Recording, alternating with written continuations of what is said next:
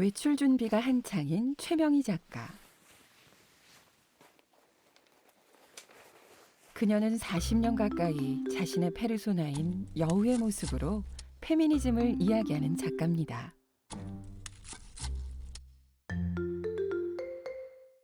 제게 여우는 여성이고요. 또 저이고 그다음에 이전에 살았던 어머니이고 할머니이고 그다음에 세상 모든 여성들입니다. 여성의 삶을 보기 위해 그녀가 선택한 방법은 외출을 하는 것. 가능한 모든 공간에서 여성에 대한 불평등을 발견하는 것이 작가의 작업 방식입니다.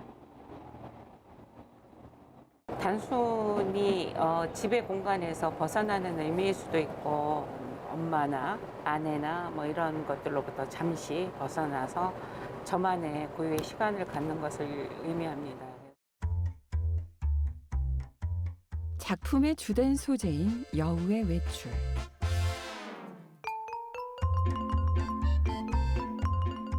그것은 작가가 거기서 만나는 여성들을 통해 자아를 찾는 여정이자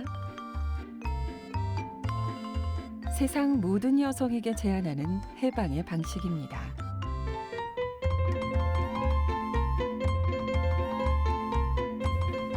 세상을 향해 힘찬 발걸음을 내딛는 여우의 외출을 따라가 봅니다.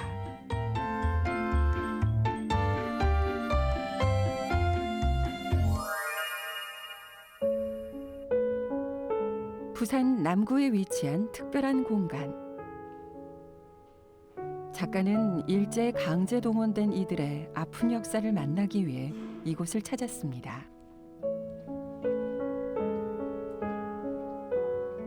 이런 사진은 사실 저희 할머니도 많이 가지고 계시는 사진이거든요. 그래서 저희 외할머니나 이제 친할머니는 이 정도 연세이셨거든요. 외할머니가 굉장히 많이 생각나는 사실 그런 사진입니다. 일제 강점기, 조선인들에게 가해진 무수한 폭력. 여성들은 일본군 위안부나 정신대로 전쟁에 동원됐습니다.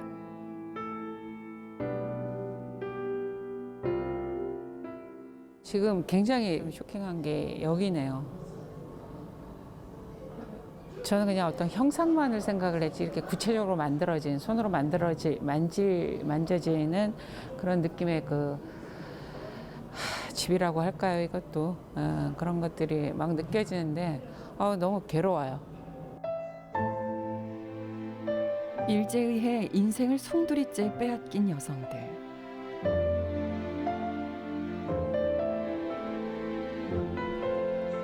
여성들의 일상을 복원한 작품은 역사적 사실과 대비돼 안타까움이 더해집니다.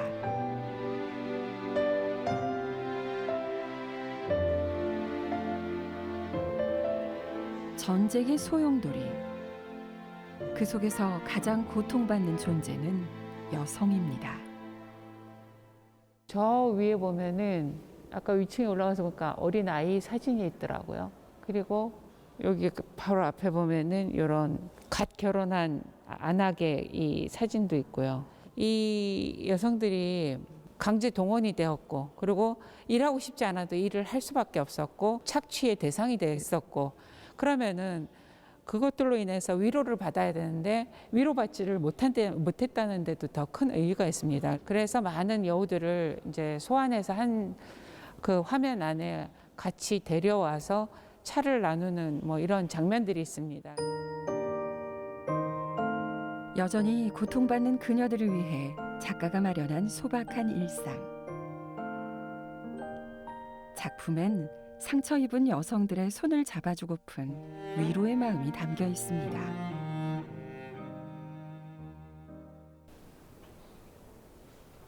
작가는 지금껏 여성을 억압한 사회적 요인에도 주목합니다.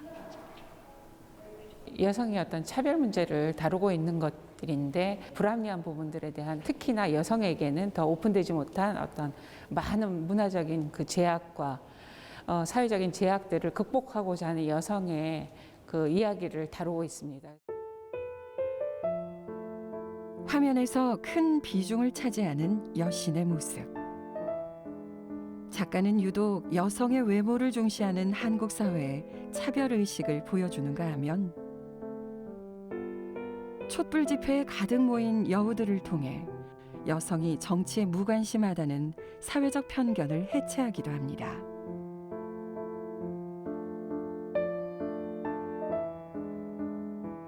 자신도 엄마이기에 큰 충격으로 다가왔던 세월호 참사. 그녀는 우리에게 기억에 대해 말합니다. 이렇게 공기처럼 사라지면, 먼지처럼 사라지면 어떻게 해야 되죠? 우리의 삶에 아주 공고히 꼭 기억해야 할 어떤 것들이 타의에 의해서 혹은 어떤 권력들이나 힘들에 의해서 무참히 진짜 날려져 가는 거죠. 오래 죽기까지 기억을 하면 더 좋고요. 그게 안 된다면은 최소한 내가 내 기억을 잊을 때까지는 기억을 해야 되지 않을까 하는 생각에서 저는 작업을 하는 거거든요. 과거로부터 현재까지 이어지고 있는 여성들의 고통을 우리가 기억하는 한 그때와 똑같은 고통은 되풀이되지 않을 것입니다.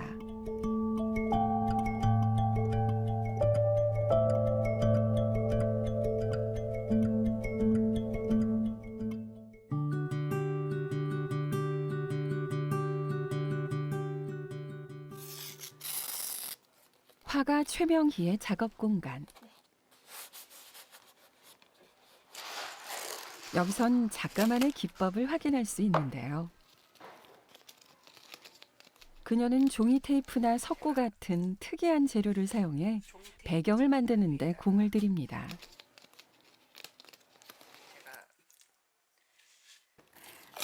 자, 이렇게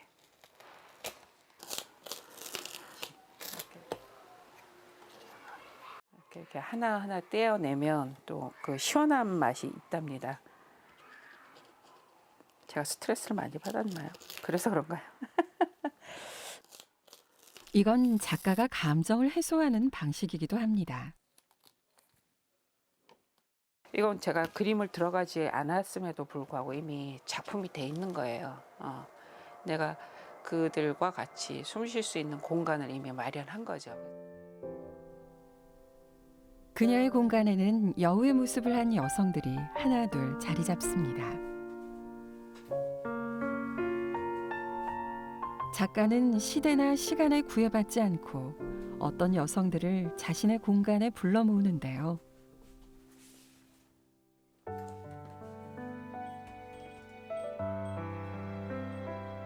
영화 속에서 안타까운 죽임을 당하거나 누군가의 어머니, 여든의 만학도처럼 여성이기에 고통받은 이들입니다. 비참한 주인공들이 많은데 그 주인공들과 이야기를 나누고 차를 나누면 조금이나마 서로가 위로가 되지 않을까. 일상의 균열을 가해 새로운 공간을 만드는 그 자체로도 외출을 형상화하는 작가의 기법.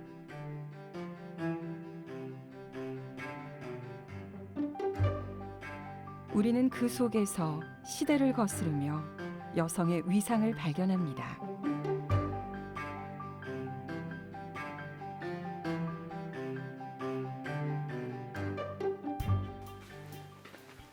대학에서 동양화를 전공해 오랜 시간 동양화 작업에 몰두했던 그녀.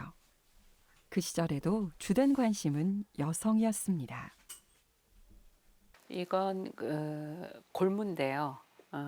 제가 끼고 있는 이런 골무를 굉장히 확대해서 그렸다는 걸 아실 수 있을 거예요. 그녀의 골무는 바늘땀과 피고름 같은 얼룩으로 뒤덮여 있습니다. 골무라는 건 뭐 그냥 단지 이런 아름다운, 우리는 지금 요거 하나의 뭐 예쁜 장식품처럼 생각하지만 여성들의 지난한 삶을 보여주는 하나의 이제 도구예요. 그래서 골무를 가지고 주목했던 이유는 그런 노동의 시간과 그다음에 아픔의 시간을 근데 놀이로서도 승화를 시켜 나가겠다는 그런 부분에 저는 좀 많이 포커스를 맞춘 거거든요. 그런데 점차 골무의 형태는 사라지고 그 자리에 여성에 대한 공감이 자리 잡기 시작합니다.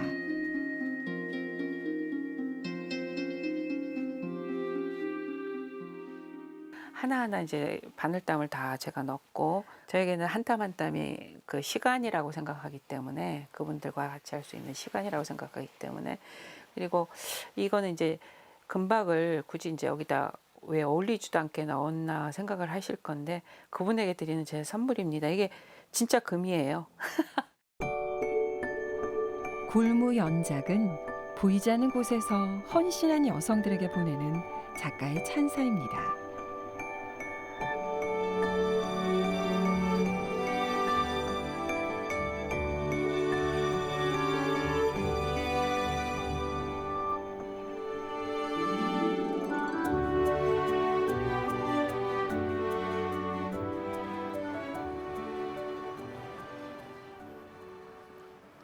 공원은 최명희 작가가 자주 외출하는 곳입니다.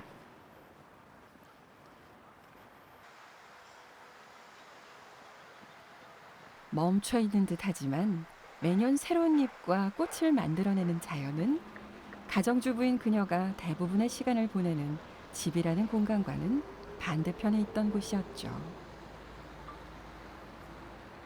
이 자연으로부터, 나무로부터, 잎으로부터 위로를 받는 것 같아요, 제가. 그래서 굉장히 좋아하고.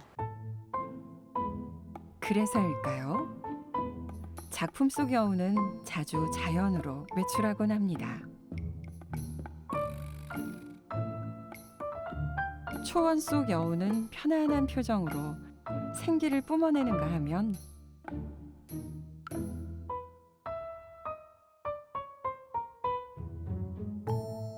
여우는 자연에서 진짜 자신을 발견하기도 합니다.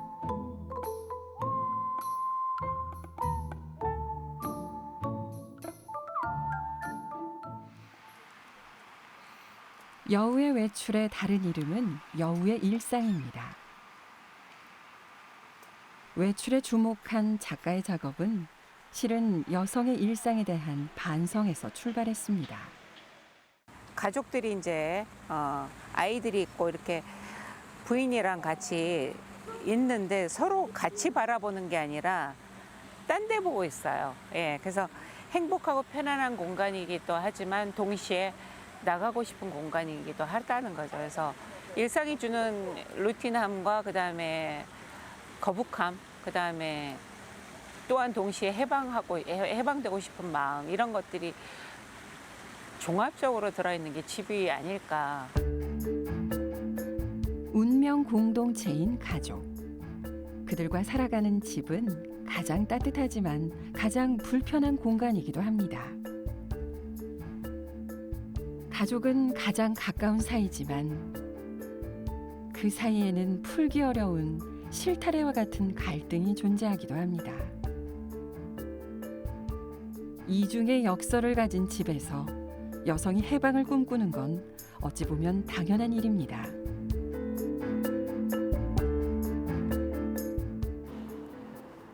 그렇게 시작된 여우의 외출. 결국 작가의 눈을 사로잡는 건 다른 누군가의 일상입니다. 일상을 그래서 벗어나려고 이 공원이라는 곳을 나왔는데, 외출을 했는데, 결국은 제가 또 관심이 가는 부분은 저런 일상적인 부분에 자꾸 관심이 가는 거예요. 그래서 좀 벗어나고 싶은 거예요. 근데 결국 저는 다시 또 일상으로 와서 다른 젊은 엄마와 아이가 이렇게 지내는 걸 보고 제 과거의 아이들이나 저의 모습을 다시 연상하게 된다는 것은 결국 거기에 더 관심이 많이 간다는 거죠. 집 한가운데 커다랗게 놓여진 삶이라는 뜻의 영문 글자. 주변을 둘러싼 가족은 여성의 삶을 이어주기도 하고 가로막기도 합니다.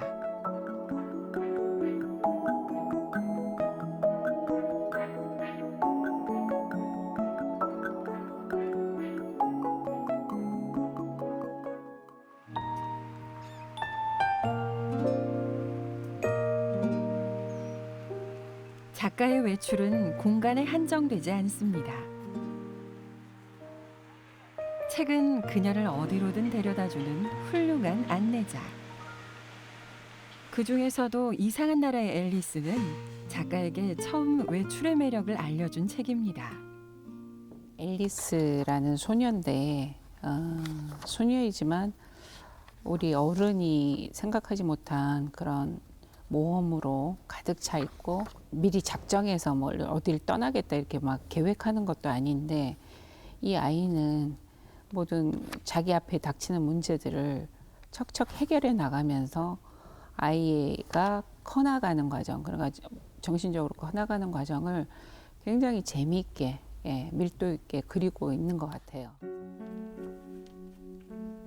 어린 여자아이에 불과했던 앨리스는 외출을 통해 역경을 이겨내며 주체적인 인간으로 성장하는데요. 작가는 작아진 앨리스와 커진 앨리스의 모습을 한 화면에 담아 그녀의 성장을 상징적으로 보여줍니다. 이 나름의 삶의 방식을 자기가 깨닫고 조정을 하죠. 예. 근데 이건 굉장히 혁명적이기도 하고 재밌기도 하고 대단하기도 하고. 작가는 이상적인 여성 캐릭터를 우리 앞에 데려옵니다. 주체적인 여성 주인공이 등장하는 소설 오만과 편견과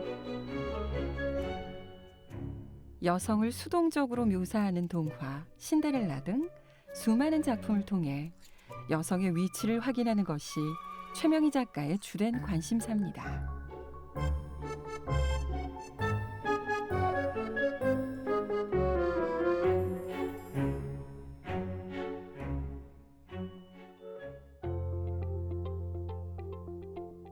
최근까지 가장 작가의 관심을 끄는 작품이 있습니다.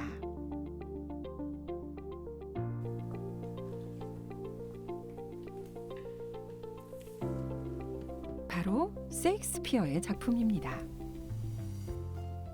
정말 가슴을 후벼 파는 대사들이 많아요. 그래서 와, 이 대단하다. 그래서 이 작품 그냥 읽을 때만 해도 이렇게 그 머릿속으로 그려지는 거예요. 어떤 이제 인물들이.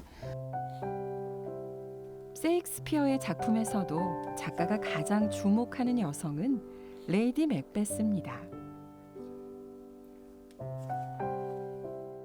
그자를 잘 돌봐주어라. 좋은 소식을 가져왔으니 내 집으로 덩컨이 죽어라 들어온다는 걸 알려주느라고 까마귀도 목이 쉬었구나.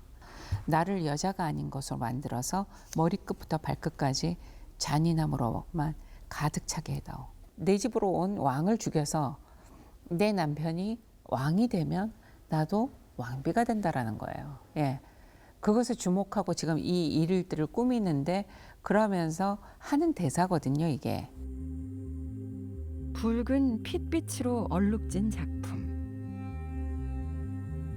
피는 레이디 맥베스의 욕망을 표현합니다.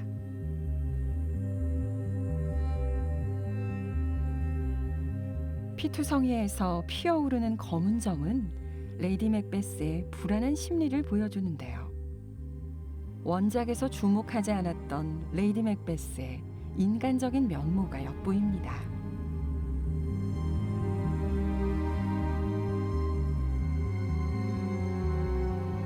그들에게도 똑같은 욕망들이 있고 똑같이 남성과 그렇게 같이 가고자 하는 진취성도 있어요, 사실. 진취적이기도 하고 그다음에 더 사실은 더 용감하고 이럴 수도 있는데 그런 부분들은 다 묻히게 되는 거죠. 정말 잘못된 것들은 그 부분을 통해서 좀 전복시킨 것들을 보여줌으로 인해서 교정이 가능하다면 그걸 해야 하지 않을까 그렇게 생각합니다.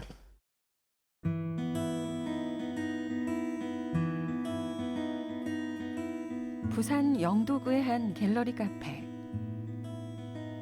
이곳에서 코로나를 주제로 한 작가들의 전시가 열렸는데요. 최근 최명희 작가는 코로나로 달라진 것들에 주목하고 있습니다. 이 그림의 제목이 기억하기인데 코로나 때문에 이제 그 일상들이 굉장히 많이 변화가 왔어요. 여기에서의 이 그 캐릭터는 자기의 정체성을 가지고 살아가는 시간들을 기억하는 거죠. 그래서 하루가 24시간이 아니고 100시간도 될 수 있고 10시간으로 또 이렇게 아주 탄력 있는 시간대를 살 수 있다고 생각을 하거든요. 작가는 외출하지 못하는 상황에 주목해 다른 형태의 외출을 고민하기 시작합니다. 그렇게 작품을 통한 외출, 작품을 통한 새로운 여행을 제안해 일상의 시간에 변화를 주고자 합니다.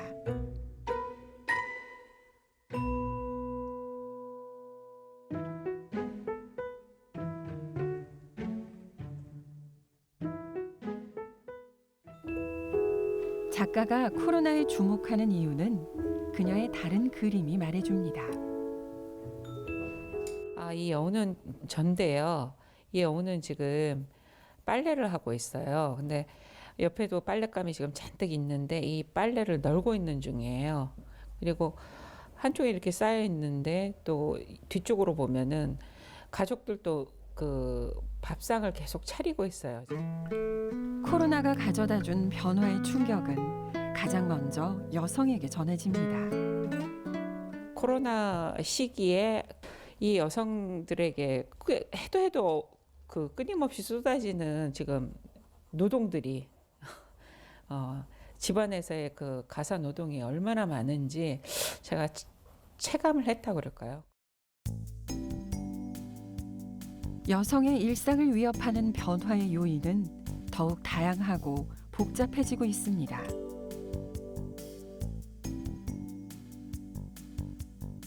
과거로부터 지금까지 또는 앞으로도 여성은 변화의 부담을 가장 먼저 감당해야 하는 처지에 놓여 있습니다.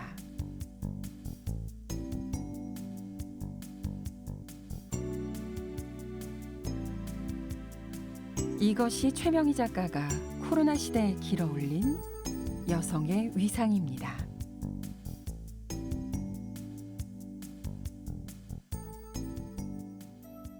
여성의 자기 발견인데 끊임없이 아마 그래서 저는 외출을 하게 될 것 같고요.